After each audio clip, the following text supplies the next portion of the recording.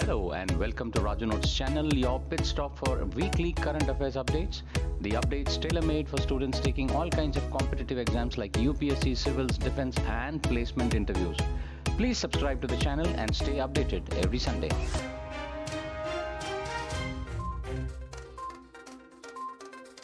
Sela Tunnel. What are the features of world's longest bi-lane tunnel, Sela Tunnel, inaugurated by Prime Minister Modi? Prime Minister Narendra Modi inaugurated the world's longest twin-lane tunnel, Sela Tunnel in Arunachal Pradesh, whose foundation stones was laid in 2019. It's constructed using Austrian tunneling method, with Tunnel 1 being 980 meters long, while Tunnel 2 is 1,555 meters long. Situated at 13,000 feet altitude, it will provide all-weather connectivity to Tawang across Sela Pass on Balipara Charidwar Tawang Road.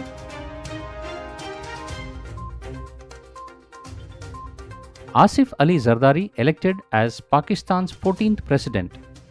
Asif Ali Zardari was elected as Pakistan's 14th president on March 9, becoming the head of the state for the second time.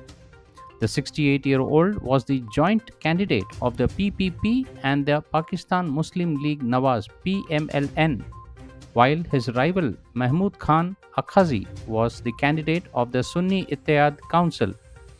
Zardari received 255 votes, while his opponent got 119.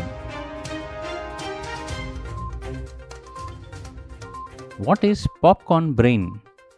Popcorn brain refers to a condition characterized by a lack of attention and focus, which makes a person's thoughts to jump from one thing to another, similar to the popping of popcorn kernels. It is predominantly caused by excessive use of the internet and social media. It can negatively affect social interactions, patience, emotional well-being, and productivity while increasing anxiety.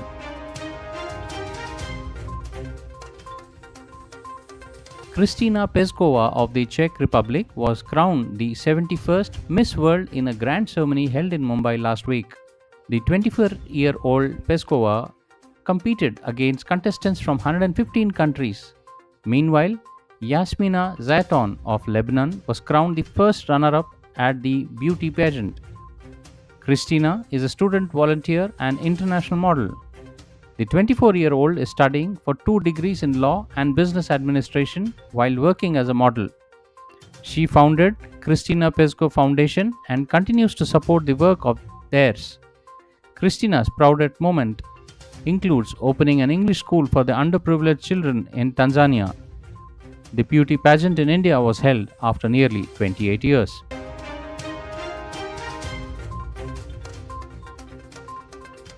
India EFTA inks $100 billion deal. Prime Minister calls it a watershed moment. India has signed a trade agreement with the European Free Trade Association EFTA, which includes Iceland, Liechtenstein, Norway and Switzerland. Inked after nearly 16 years of negotiation, it's a binding agreement for the EFTA to invest $100 billion in India over 15 years. Prime Minister Narendra Modi called it a watershed moment in the bilateral relationship between India and the EFTA countries. The deal will create 10 lakh direct jobs for the young Indian workforce, better facilities for vocational and technical training and technology collaborations. It also provides tariff concessions related to agri and processed food products to boost India's exports.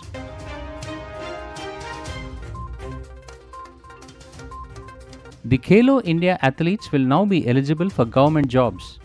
In this regard, the Department of Personnel and Training and Sports Ministry have made progressive revisions to the eligibility criteria for sportsmen seeking government jobs. Union Sports Minister Anurag Singh Thakur said this groundbreaking step now extends eligibility to medal winners from the youth, university, para and winter games of Khelo India Games to be eligible for government jobs. Mr. Thakur also highlighted that the move is aimed to making a robust sports ecosystem, nurturing talent at grassroots level and turning sports into a lucrative and viable career option in the country. Indian pair Swastik Sairaj Ranki Reddy and Chirag Shetty have clinched their second French Open men's double badminton title. The Indian top seed registered a straight game victory over Yang Po-hwan and Lee Jae-hui of Taiwan in the final with 21-11, 21-17 last week. Satvik and Chirag had earlier won the title in 2022. India now stands as the world's second largest producers of mobile phone at the end of the decade 2014-2024. India's Cellular and Electronic Association said in a statement that the sector has transitioned from being 78% import dependent in 2014 to 97% self sufficiency. Only 3% of the total mobile phones sold in India are now imported. India's mobile phone production is nearing 20 lakh crore rupees in a decade of unprecedented growth. India produced 2.45 billion units of mobile phones during these 10 years against a goal of 2.5 billion units.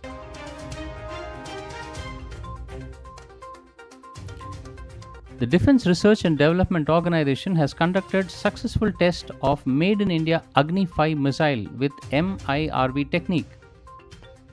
Prime Minister Narendra Modi on Monday announced that the DRDO scientists successfully conducted the first flight test of the indigenously developed Agni 5 missile under mission Divyastra.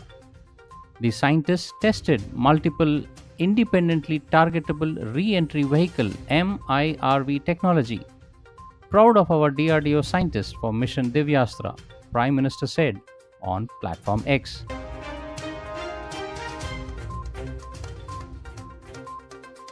The United Kingdom Ministry of Defence on Monday released a video of its first ever laser weapon Dragonfire carrying out tests.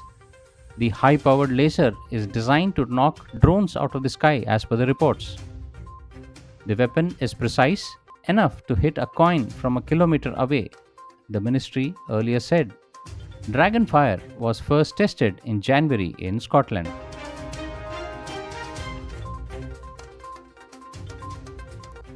The central government on Monday announced the implementation of the Citizenship Amendment Act CAA. In a social media post, Home Minister Amit Shah said, Citizenship Amendments Rule 2024 have been notified. The Citizenship Amendment Act seeks to make minorities belonging to Hindu, Sikh, Buddhist, Jain, Parsi or Christian communities persecuted on religious grounds in Afghanistan, Bangladesh and Pakistan eligible for citizenship. The CAA has received the assent of the President on the 12th of December 2019. The Home Ministry spokesman said in a social media post that applications for citizenship are to be submitted in a completely online mode for which a web portal has been provided.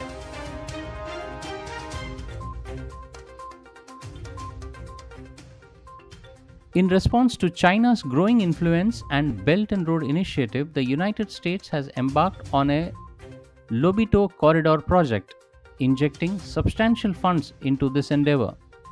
This initiative aims to facilitate the transportation of minerals from Africa to Western markets, addressing the pressing needs for the resources amidst the global energy transition. The recent announcement by the Biden administration to invest in a railway connecting Zambia and Democratic Republic of Congo to the Angolan port of Lobito underscores the strategic importance of enhancing trade routes and infrastructure in the region. International organizations such as the African Development Bank and the World Bank are actively contributing to the projects like Lobito Corridor, emphasizing the importance of collaboration in driving economy development and regional integration in Africa.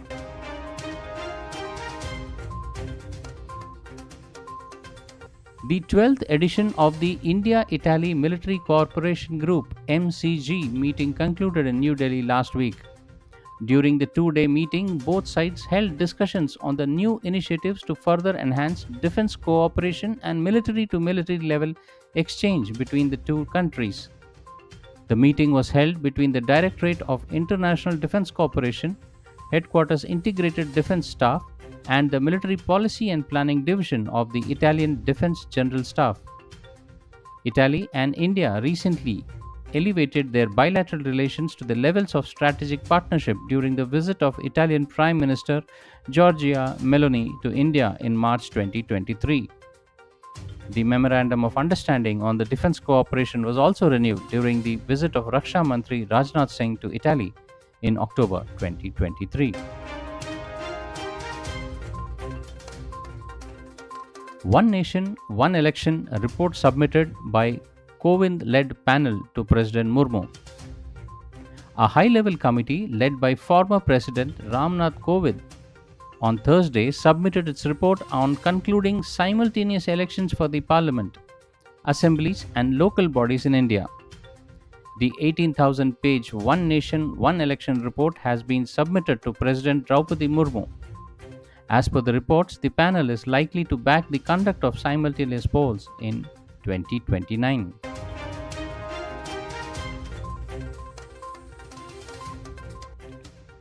What is a decentralized autonomous organization DAO? A DAO is like an internet-based community with shared bank account. You can think of it as a mutual fund where instead of a central manager, the participants decide on investment and other decisions.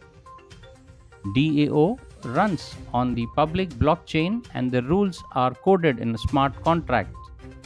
Popular DAO includes Uniswap, Maker, and Aave.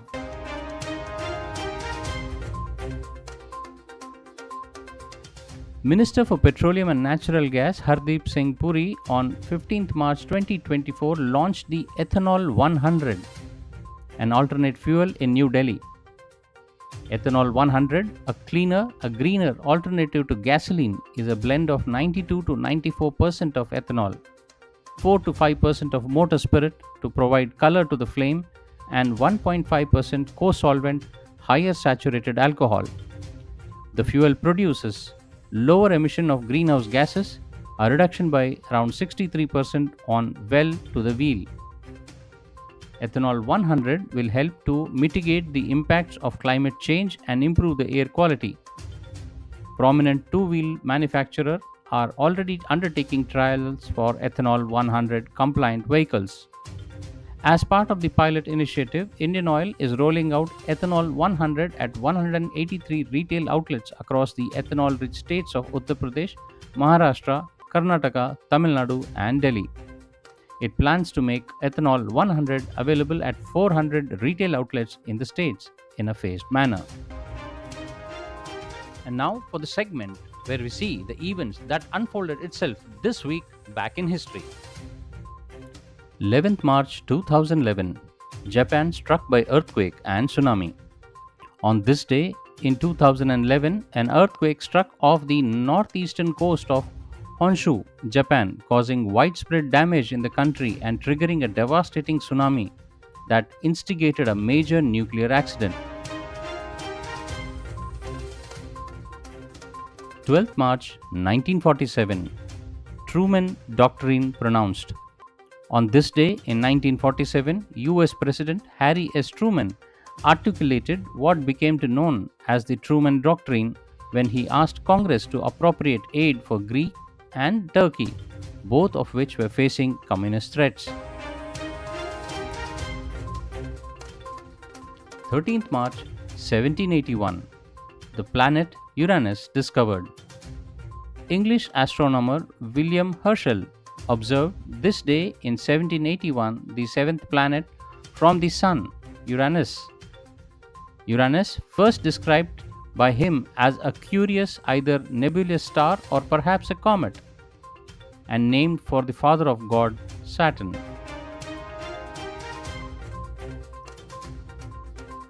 14th March 2004, re-election of Vladimir Putin. Vladimir Putin, an intelligence officer and a politician who became president of Russia in 1999, upon the resignation of Boris Yeltsin, was overwhelmingly re-elected to a second term as a president this day in 2004.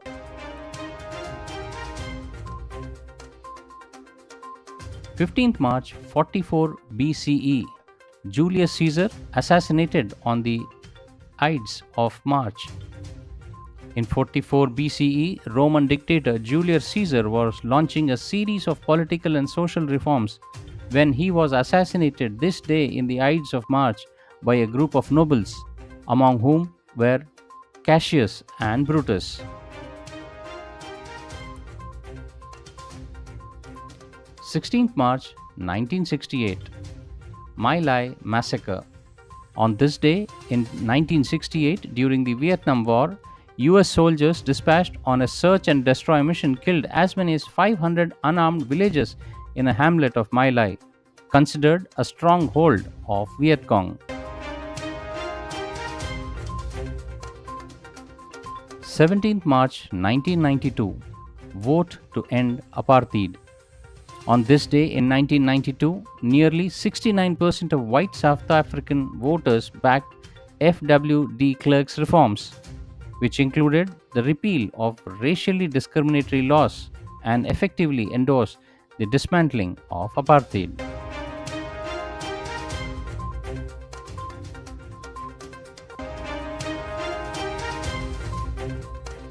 Well, that's all friends for this week's updates. See you soon next Sunday on the same channel. Till then, take care. Bye bye.